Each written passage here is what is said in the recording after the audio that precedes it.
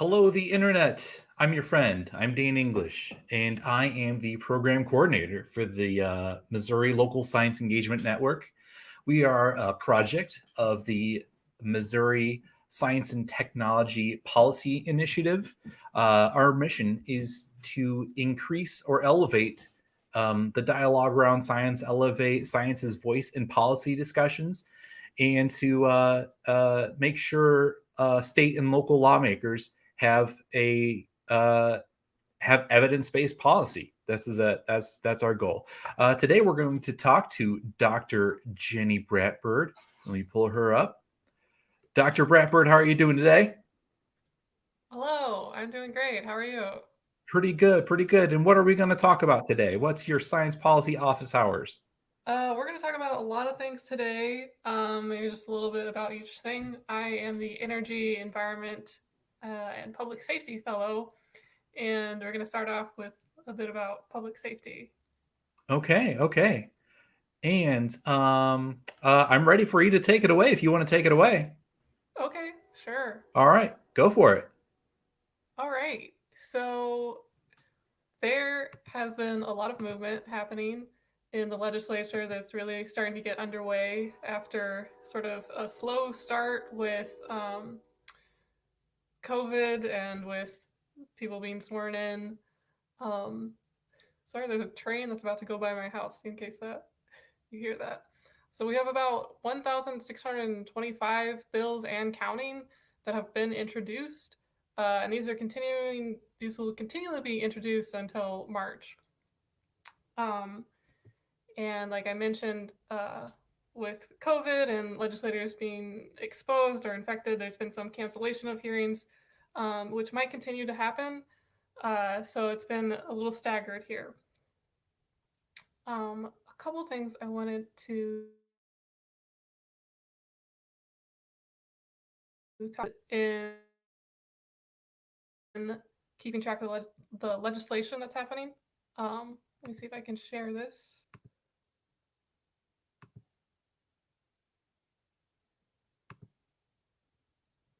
Maybe I can't. Well, okay. So, oh, sorry. Maybe my internet is being a little slow here. Um, so we've had a number of bills go through really quickly. Hey, Dan. Hey. Sorry, I'm having a little lag here. I don't know. Oh, no worries. If you can send me a link, I can share it for you. Oh boy. Okay. Um, okay. I hope this is working. I'll just continue to talk and hope for the best.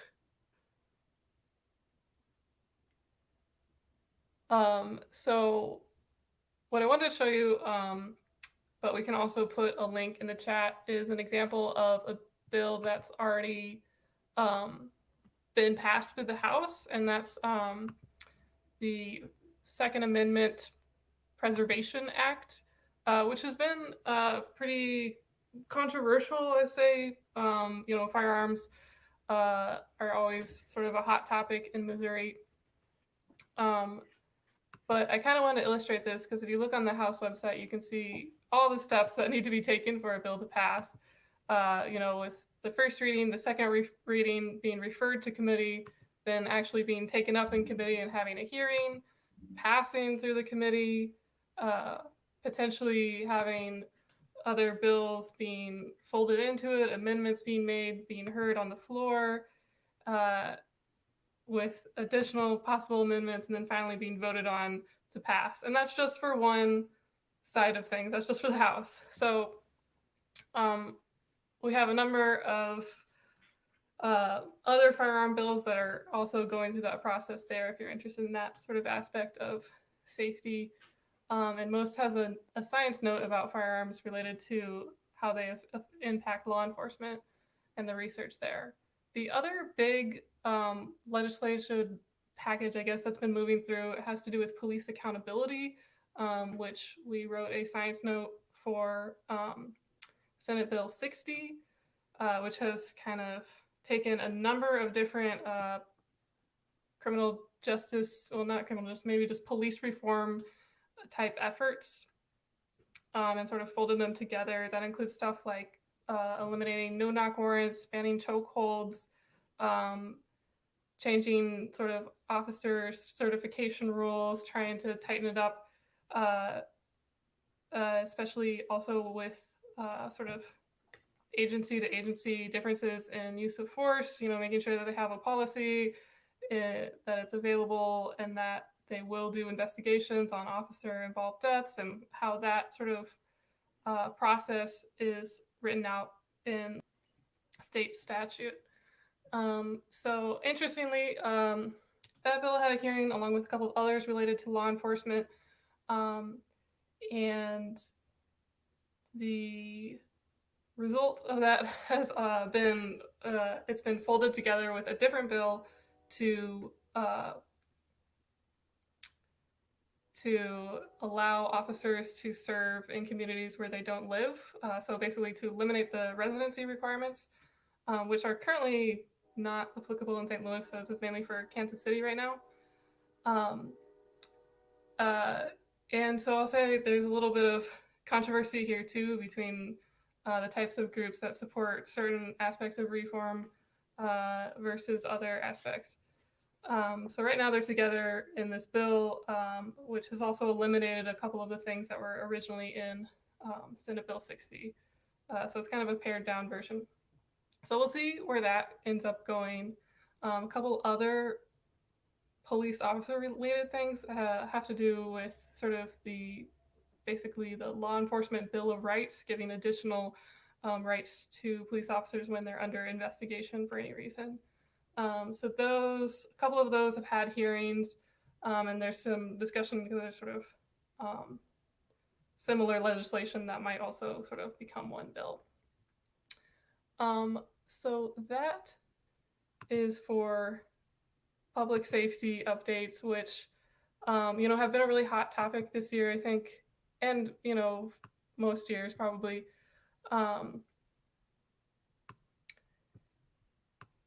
So I wanted to talk about some of those because they are moving very quickly. And we will likely see more on this topic too. In terms of the environmental related bills that have had hearings, there's been a few. One, for example, is Senate Bill 44 that would change how private water utility companies do their cost recovery.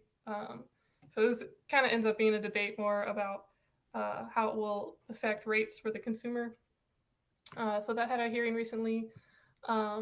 Also related to water, Senate Bill 22 had a hearing, which relates to taxing for projects that are being built on floodplains. So most recently had a briefing on flooding with two Missouri experts. So you can find that on our website if you're interested for a more general background there. There's also been a couple of bills that have had hearings that are related to sort of changing how the DNR operates a little bit, requiring it to help with the permitting process and making more documentation and transparency for when there are fees and penalties. So that might be something to look out for. In addition, we've also had a bill passed out of committee related to regulation for anhydrous ammonia, which is a pretty common fertilizer, sort of getting that in line with some federal laws. And we will also be seeing next week a hearing for the Prescribed Burn Act, Senate Bill 301, which was of interest to environmental groups, particularly that it helps landowners, it helps clarify legal liability for landowners who want to do prescribed burns, which are an important tool for managing landscapes.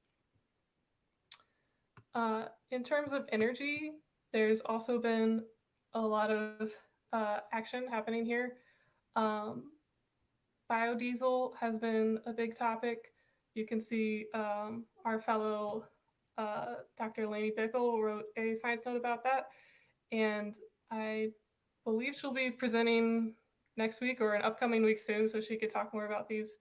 Another topic is for eminent domain for utility purposes. So when can these companies acquire land via eminent domain? That's been kind of a topic that's been talked about in conjunction with the Grain Belt Express transmission line. The idea of that was to bring to connect different states where there's a high amount of renewable energy resource like wind to other areas where there's larger populations to sell that to, which has been sort of controversial amongst people who are falling on the land where they're going to be potentially building on. So also related to wind, but maybe far less notable, is changing of assessment of properties that have some kind of wind turbine or something generating electricity from wind, which derived from the Wind Energy Task Force as a way to sort of standardize practices. And I expect we will probably see a lot more bills related to energy coming up. There's still quite a bit of interest here. I also wanted to point out for transportation and broadband, which are two other topics that I cover. The big one for transportation has been there's a hearing for a fuel tax bill, which has been talked about in Missouri for a long time because we have some of the lowest fuel taxes in the nation. So potentially that will get going, which will allow funding for more infrastructure. Finally, broadband. There's a couple of bills that will have hearings this week related to uh, broadband. In particular, I'll point out one that is allowing municipalities to work together to um, sort of take advantage of certain abilities to build a broadband network. That's a bit of a rough summary, but keep an eye out for that and future bills. I think we've definitely heard a lot of talk, particularly with the state of the state, about broadband and also, of course, public safety. So I imagine we will see a lot more with those. All right, good information, Jenny. And I want to remind everyone, type your questions rather into the comment section. And sometimes it takes about 30 seconds from when you hear us and type the question to when we're able to see it. But we'll hopefully get to all those. I want to go back to the governor's State of the State address. And it looks like our director, Dr. Rachel Owen, has a similar question to me. Jenny, do you think the governor's priorities are pushing the legislature to take up public safety bills first? I think that's a good question. I can't speak for the governor or get inside his head. I think it certainly did seem like a big priority. I don't know, it's hard to say, is that more of a priority than the other things that are moving very quickly related to education, for instance, or COVID liability. But I certainly think it's up there. It was a big component of his speech, and I think there's a lot of interest and certainly a lot of bills that have been filed, particularly around police, either reform or protecting the police in different ways. So I think there is a push to see something come out of that. Mm-hmm. The governor talked a lot in his speech about, specific police reform initiatives like de-escalation techniques, and also modernizing the police force and diversifying the police force, getting a more diverse, police population out there. What kind of bills? What's in the bills that you're seeing coming up that are reflective of some of his wants? Yeah, that's a great point. And I forgot to mention that was part of Brian Williams' Senate Bill 60 de-escalation required training. And that has been a topic that even came up earlier, I think, of having this kind of required training with, I don't remember if the senator or representative, someone was saying, like, we have all this required training for, like, how to, take someone down, but we don't have this training for how to handle things in a peaceful manner. So I think there has been a lot of interest in that area of having that required, whether that's from an order from the governor to just make that happen, or if that's going to be mandated by legislation. So that'll be interesting to see. We do, if you're curious, we do also mention in our note, in terms of the science, some people have seen good impacts with de-escalation training. And in general, things that help the community and police work together and improve trust also helps keep officers safe, and it helps reduce crime, because then the community feels safe. It increases community trust in officers too. Yeah, and it's all kind of tied together. And so I think that's something that people are sometimes confused about with de-escalation, because they're saying, oh, they're taking away tools, and it's actually like an additional tool that can help. The sort of sticking point sometimes is that there's not necessarily like a standardized de-escalation training. So how effective it really is will probably depend on that. Yeah, I think there was some other part of your question, but I don't remember. I'm just I'm thinking of all the different ins and outs for this kind of legislation, and I'm also thinking about some legislation was recently introduced to kind of change the rules where officers are able to live, and if where they're able to serve their communities from. Yeah. Okay. So that's a really interesting one. So kind of from the hearings, there's desire from a lot of officers to be able to live in different places for various reasons. Some of the times that's taking care of a family member or moving their family, having their children in a different school district. The pushback is that, especially if they say like, oh, there's too much crime here, is that like the community's like, we live here, we have these schools and this potential crime, and we Mhm. might feel more connected. Um, so that I think will be interesting to see how that unfolds, with that being kind of combined with some of the more accountability efforts. Interestingly, maybe not interesting, maybe more obvious to other people, but the accountability efforts, came with a lot of people testifying in support from law enforcement. So there could be some uh, combined interests there, because law enforcement also were interested in removing the residency requirement, but that might uh, not be as obvious for certain reform groups or community members who feel, they want the reform parts, but maybe they also want to hold on to the residency requirements. So that'll be interesting to see how that goes forward. And so keep an eye out for amendments there.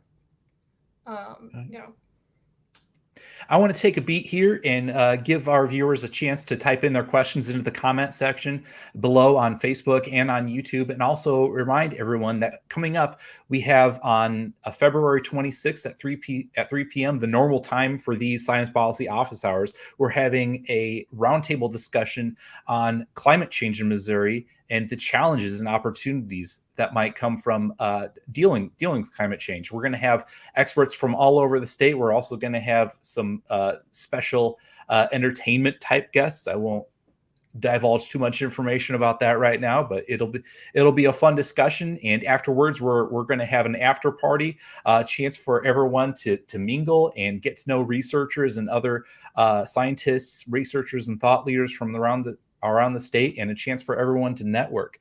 Jenny, I want to jump back. You talked a little bit about bills surrounding prescribed burning. I know here in Kansas City, we experience a lot of the smoke, and sometimes in the springtime, from prescribed burning in in Kansas. And I know for a lot of people, that's a time of high asthma, high allergy uh, problems. Is there any uh, worry in the legislature for maybe the potential public health consequences of prescribed burning? potentially. So we are currently in the process of writing the science note, so I will have more information for you shortly. Um, I think more this act is more around the legal issue for landowners who don't really have any protections. If they're doing a burn, um, and their fear about potentially being sued or something for doing these types of burns. Um, and so I think, there are interesting questions of how people go about doing these, if they use a professional service or not, and then sort of what sort of protections do they have to have in place. So it is a complex issue, and it does certainly impact people in different ways, whether you're the landowner, or whether you're thinking about the wildlife and the vegetation, or if you're, dealing with the smoke, from miles away. So it will be interesting to see how that unfolds. That's very interesting. Very interesting. We also talked. You also talked a little bit about broadband, and you also mentioned that broadband is a big topic of discussion for the governor's State of the State address. He wants to bring in better broadband capability and introduce telehealth for more Missouri populations who may not have easy access to a doctor or a hospital. Can you talk a little bit more about the potential for telehealth? Sure. Yeah. So we just wrote a couple more notes related to broadband. We had previously talked about broadband deployment, um, which the bill that's coming out this week is pretty related to that. Particularly, there's been some research. There's at least been one research group that looked into if you get if you have restrictions on municipalities and their ability to form broadband, to implement broadband services, versus if you don't, how does that affect whether your community ends up with broadband or not. And generally, the less restrictions are better. So that's sort of related to that deployment aspect. Um, but we also had requests to look into telemedicine and online education, as well as sort of provide a little general background on internet speed and different services. So there's a lot of potential with broadband there, particularly with telemedicine. I spoke with some researchers who have a whole network of providers who can meet virtually and talk about different cases and exchange best practices. And so it's really interesting to talk to them to learn about, how this affects the providers and their ability to serve patients. And I think with COVID, it's been interesting because a lot of the requirements that have made it maybe difficult to do telemedicine for some providers have been waived. So that's, like the specific privacy requirements on sort of what software you're using, the type and amount of reimbursement you would get for a telehealth appointment versus an in-person appointment. So a lot of that has been changed because of the pandemic. We want to avoid people having to meet in person if they don't have to. And so I think with both providers and patients kind of getting used to this system, I think it's likely that we'll see a lot of this continue in the future. It'll be interesting to see how the regulations adapt or not. But obviously, the thing that keeps coming up with these kind of advances is that you have to have broadband access in the first place to be able to get these services. Sometimes there's questions of, with online education, for instance, like, is it going to be as high quality as an in-person instruction? Well, you can't even get to that question if you can't access it. Right. So I think that's definitely been a big priority, and certainly we've seen a lot of gains in expanding broadband access throughout the state. And so it'll be interesting to see how that continues. But I'm pretty optimistic there. So. Okay. Yeah, we're running out of time and we're running out of questions. So I want to take the last minute or so of the time we have and give us a few shameless plugs. Oh, actually, we have one more question coming in related to broadband. Are there opportunities to collaborate with surrounding states to support broadband deployment? Rachel's mom is wondering. Hello, Rachel's mom. Opportunities to collaborate with surrounding states. That's an interesting question. I think when I wrote up my broadband deployment note, I was kind of focusing on how individual states run their own offices. And often that's, taking federal or state money and putting it towards specific projects. And some states have very large statewide projects too. I don't know as much about like multiple states working together. I wouldn't be surprised if that was happening, although I'm not sure how that ends up getting financed. So that's a good question, though, because certainly there's a lot of places on the border where two states might be collaborating. Yeah, exactly. Missouri's two big population centers are located right on the state line, so that'd be an interesting topic to look into.